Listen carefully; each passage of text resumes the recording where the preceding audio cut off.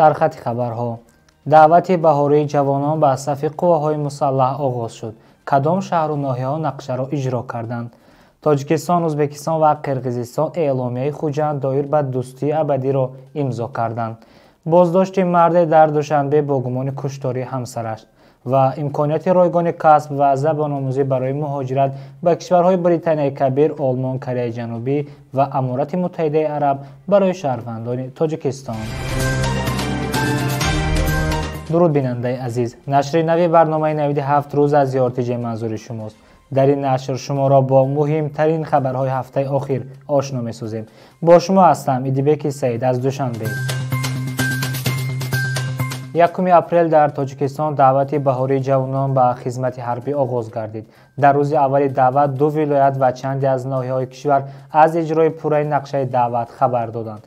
نخستین شده ولایت مختار کوهستان بدخشان نقشه دعوت بهاری را اجرا کرد. اینچنین ناحیه‌های سنگوار، لخش، تاجیک‌آباد، نورآباد و رشت نیز از اجرای پوره نقشه دعوت خبر دادند. شهر و ناحیه‌های ولایت ختلان نیز دعوت بهاری جوانان را در روز اول پوره اجرا نمودند. یادآور می‌شویم که امام علی رحمان پرزیدنت تاجیکستان روز 19 فوریه فرمان دعوت بهاری را امضا کرد. موافق آن سربازانی که مهلت مقرر گردیده خدمت حربی را ادا نمودند به احتیاط رخصت داده شده دوام ماه‌های اپریل می جوانمردان سال‌های تولد 1998 2007 به خدمت حربی دعوت کرده میشوند. باید گفت که همه ساله در تاجیکستان دعوت گسیل شهروندان جنسی مردی از 18 تا 27 ساله به خدمت حتمی حربی در دو موسم برگزار می شود. طبق تغییرات به قانون در تاجیکستان جوانان با پرداخت 750 نشان دهنده برای حساب‌ها با افزودن یک نشان دهنده از 72 به 75 سومانی از 1 اول سال 2025 56250 سومانی و گذشتن تمرین یک ماه در قسم‌های حربی می توانند صاحب بلیت حربی شوند. راهبران تاجیکستان، ازبکستان و قرقیزستان شرطنامه درباره نقطه پیوست‌شوی سرحدی دولتی سه کشور و اعلامیه خوجند دایر به دوستی ابدی را امضا کردند. این مراسم 31 مارس در دایره سفر شوکت میرزیویف و صادر ژاپروف به شهر خوجند برگزار گردید. خبر می‌دهد خدمات مطبوعاتی پرزیدنت تاجیکستان. سپس سران دولت‌ها در مراسم افتتاحی فاصله‌ای ستون رمزی در نقطه پیوند سرحدهای دولتی تاجیکستان، قرقیزستان و ازبکستان اشتراک نمودند. خبر می‌دهد منبع.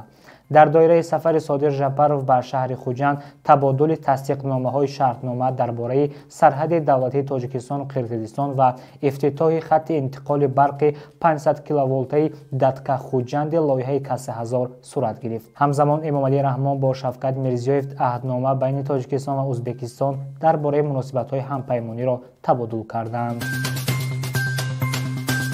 در حدود روسیه برای شهروندان خارجی از جمله شهروندان تاجیکستان مسافرکشانی با شهادتنامه رانندگی ملی و بین المللی منع شد و خارجیان حقوق دارند آن را تنها با مقصدهای شخصی استفاده برند. در این باره نمایندگی وزارت مهنت، مهاجرت و شغل اهالی تاجیکستان در روسیه خبر داد.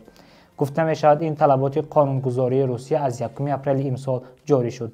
طبق آن برای نفرانی که تا 1 اپریل سال 2025 شهروندی روسیه را گرفتند یا اجازتنامه زیستی موقتی یعنی VNG را دریافت کردند، مهلت عوض کردن شهادتنامه‌های رانندگی خارجی به شهادتنامه‌های روسی 1 اپریل سال 2025 به انجام رسید. اگر اداره کردن واسطه نقلیات یک بخش از فعالیت مهنتی شهروند خارجی باشد، او نمی‌تواند ضمن فعالیت واسطه نقلیات را توسط شهادتنامه رانندگی خارجی استفاده برد. گفته می‌شود در خبر اینچنین شهروندان خارجی که اجازتنامه زیستی موقتی یعنی VNG و شهروندی روسیه را میگیرند وظیفه‌دار کردن میشوند که شهادتنامه‌های رانندگی خود را به شهادتنامه رانندگی روسیه در مهلت 1 سال عوض نمایند. مهاجرت به کشورهای پیشرفته بخصوص اروپا و کره جنوبی از کارگر زباندانی و ملکه کاری طلب می‌کند. اگر می‌خواهید ملکه کسبیتان را رشد داده وابسته به یافتن جای کار و یا پیش از سفر به خارج مشورت گیرید. مرکزهای کسب آموزی و خدمت رسانی در یکچند منطقه تاجیکستان کورس‌های کسب آموزی به طلبات بازار مهنت جوابگو را پیشنهاد می‌کند. کورس‌ها از 2 هفته تا 3 ماه دوام می‌کنند و کاملا رایگان می‌باشند.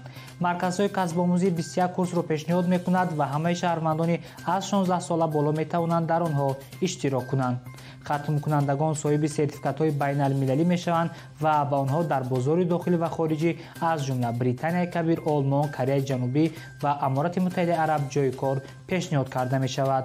همه خدمت رسانی‌ها در مرکزها در دایره لایحه بهترسازی ملک‌های کسب آموزی و امکانیت‌های با کار تامین‌شوی وزارت مهنت، مهاجرت و شغل اهالی و بانک آسیای رشد پیشنهاد می‌گردند. رقم‌ها برای تماس در زیر اکران‌های شما. ساکن 35 ساله شهر دوشنبه تومنوف علیشیر با گمان کشتار همسر 29 ساله‌اش دستگیر شده است. در این باره ریاست وزارت کارهای داخلی در پایتخت در یک گزارش ویدیویی خبر داد. گفته می شود تومنوف علیشیر روز 8 مارس در زمینه رشک و بدبینی همسرش عبدالله و را در منزل استقامتیشان مورد لط و کوب شدید قرار داده است. جبر دیده با جراحت‌های وزنی جسمانی در بیمارخانه بستری کرده شده روز 11 مارس فوتیده است. گمانبرشونده در نوار تصدیق می‌کند که بعد استفاده مواد نشه‌آور متامفتامین همسرش را زده است، اما معلوم نیست که این نوار در چه شرایطی ثبت شده است. طبق اطلاع منبع نسبت دستگیر شده با ماده 110 قصداً رساندن ضرر وزین به سلامتی کدکس جنایتی پرونده جنایتی آغاز کرده شده او در حبس پیشکی قرار دارد. این بند قانون جزا در نمود از 5 تا 15 سال زندان را معین می‌کند. یادآور می‌شویم که در ماه مارس در تاجیکستان 2 حادثه کشتار همسر از جانب شوهر رسانه‌ای شده بود. در پی حمله های اسرائیل به نوار غزه دوام 10 روز 322 کودک کشته و 609 نفر دیگر زخمی شده است. از این وضعیت با نشر خبر صندوق حمایت از کودکان سازمان ملل متحد یونیسف اظهار نگرانی نمود. آتش بس در غزه برای کودکان این منطقه امید برای نجات و بهبود وضع بود، اما اکنون بار دیگر کودکان در گرداب خشونت مرگبار و محرومیت فرو رفتند، گفت کاترینا روسل مدیر مسئول یونیسف. طبق اطلاع این نهاد تابع سازمان ملل متحد پس از شکستن آتش بس در غزه روزانه تقریبا 100 کودک کشته یا معیوب میشوند.